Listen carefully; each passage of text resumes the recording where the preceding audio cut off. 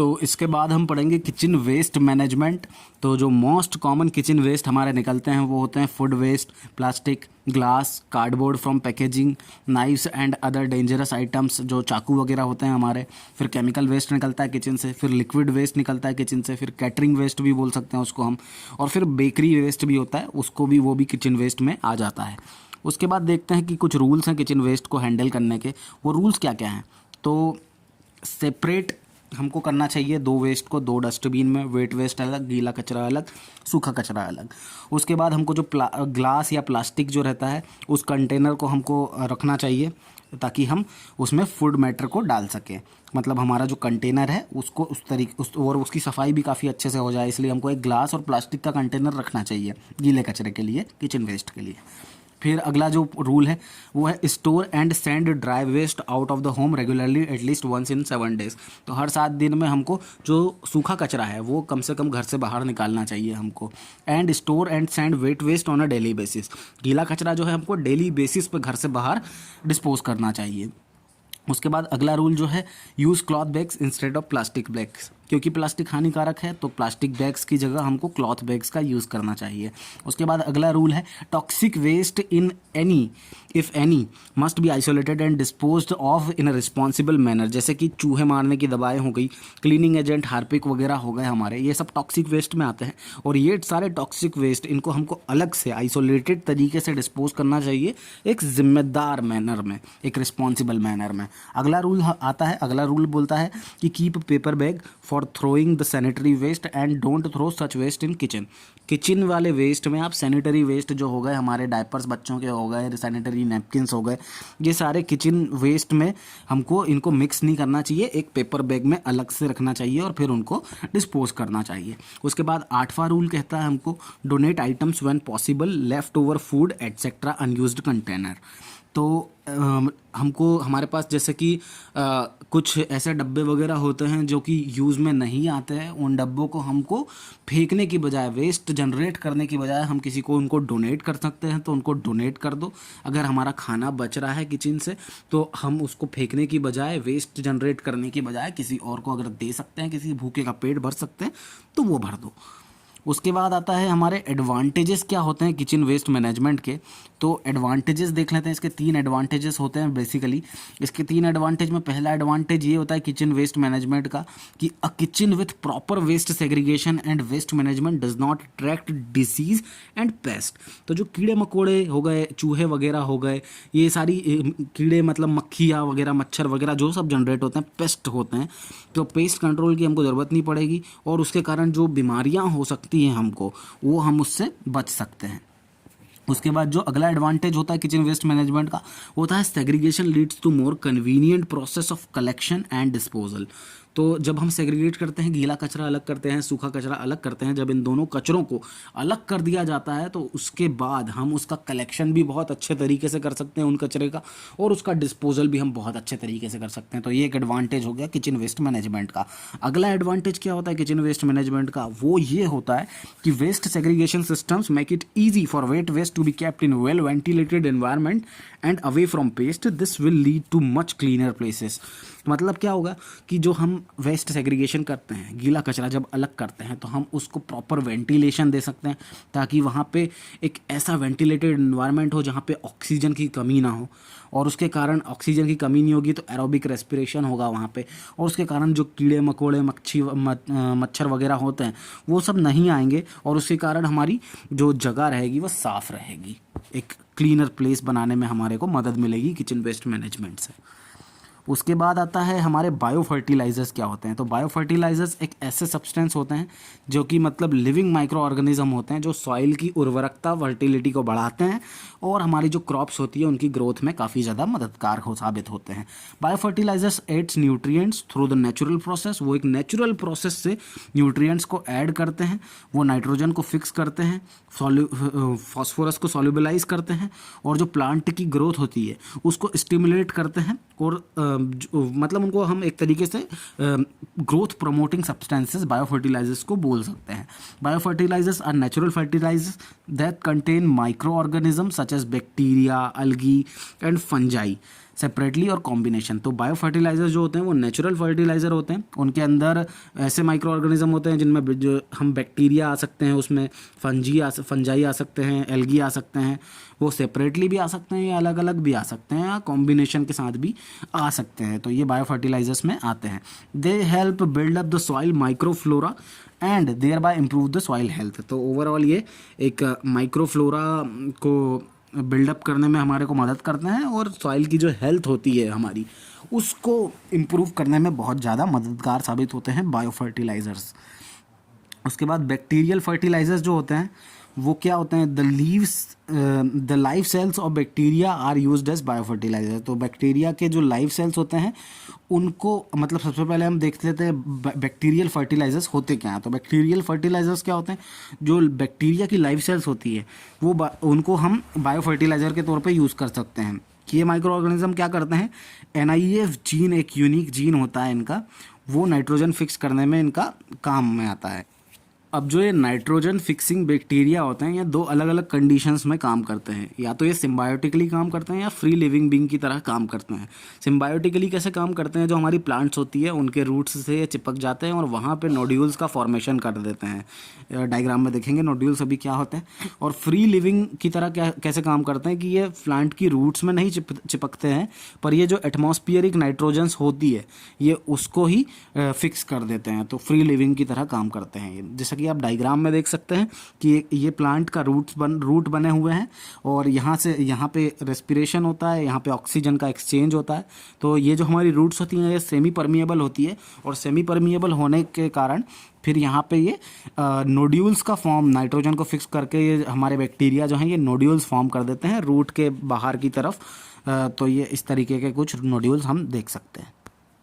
उसके बाद symbiotic nitrogen fixers जो होते हैं ये सबसे ज़्यादा इम्पॉर्टेंट होते हैं नाइट्रोजन फिक्स करने के लिए। तो इसमें सबसे इम्पॉर्टेंट कौन कौन से आ जाते हैं, राइजोबियम और एजोपिरिलियम।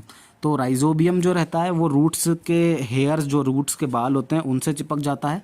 और राइजोबियम की खोज जो की थी वो फ्रैंक ने की थी 1889 में। प्लांट रूट्स जो होते हैं वो ये सप्लाई करते हैं राइजोबियम को, मिनरल सप्लाई करते हैं। तो राइजोबियम ग्रो होता है और बदले में राइजोबियम क्या करता है, ह्यूज अमाउंट में नाइट्रोजन प्लांट रूट को फिक्स करके देता है। तो राइजोबियम लगभग 50 से 300 kg नाइट्रोजन पर हेक्टेयर फिक्स कर सकता है।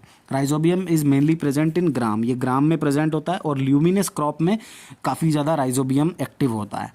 तो और एजोपिरिलियम की बात करें तो एजोपिरिलियम जो होता है ये मेनली प्रेजेंट होता है सीरियल प्लांट में। तो लिग्यूमिनस प्लांट में हमारा होता है राइजोबियम और एजोपिरिलियम हमारा होता है सीरियल प्लांट्स में। It forms a symbiotic relationship with both plant roots as well as with the soil. तो ये प्लांट रूट्स के साथ तो सिम्बायोटिक रिलेशनशिप बनाता ही है एजोपिरिलियम, और ये सॉइल के साथ भी सिम्बायोटिक रिलेशनशिप बनाता है। ये लगभग 20 से 40 kg नाइट्रोजन पर हेक्टेयर फिक्स कर सकता है। It is active in non leguminous plants में ये एक्टिव होता है, जैसे कि सीरियल्स हो गए, मिलेट्स हो गए, कॉटन हो गए, ऑयल सीड्स हो गई, इन सब में एजोपिरिलियम एक्टिव होता है।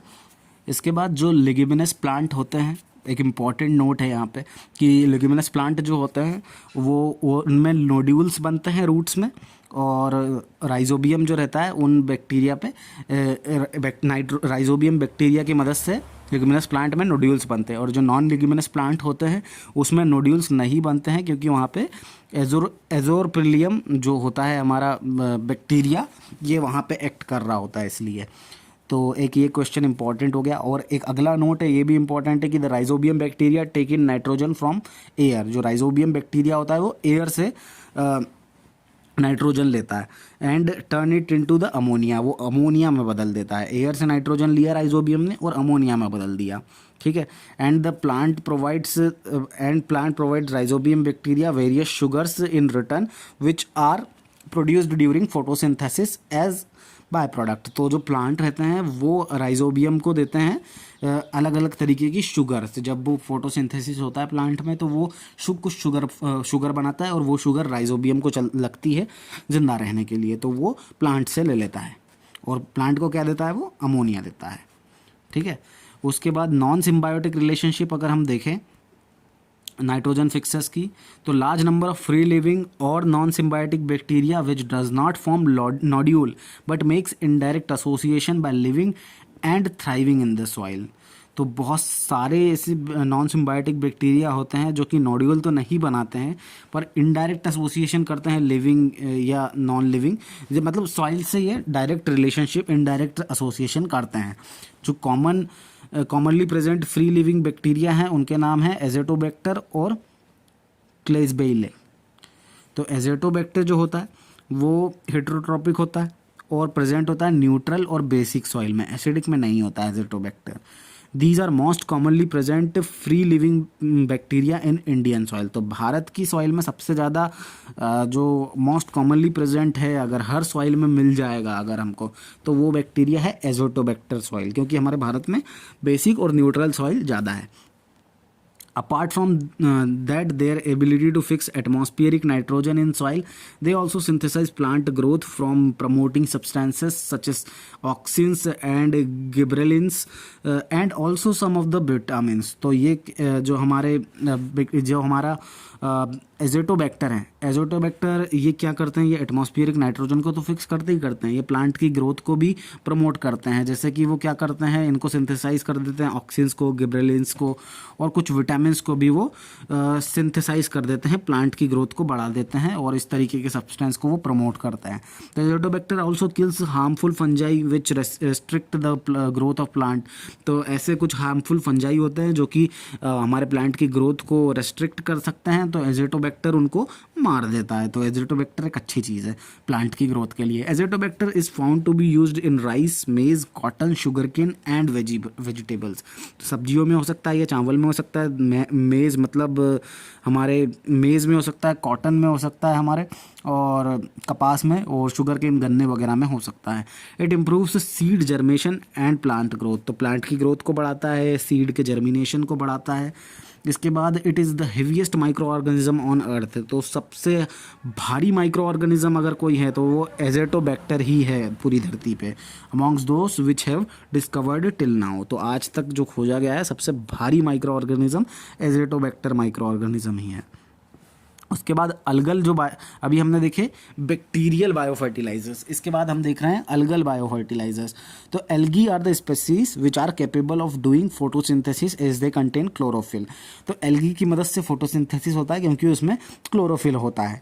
Algae have a prominent group of microbes called as cyanobacteria. तो एल्गी में जो मेन माइक्रोब्स पाए जाते हैं वो उनको हम बोलते हैं साइनोबैक्टीरिया। साइनोबैक्टीरिया और कॉमनली कॉल्ड एज बीजीए। इनको बीजीए भी बोलते हैं साइनोबैक्टीरिया को, मतलब ब्लू ग्रीन एल्गी, इनको बीजीए भी बोलते हैं।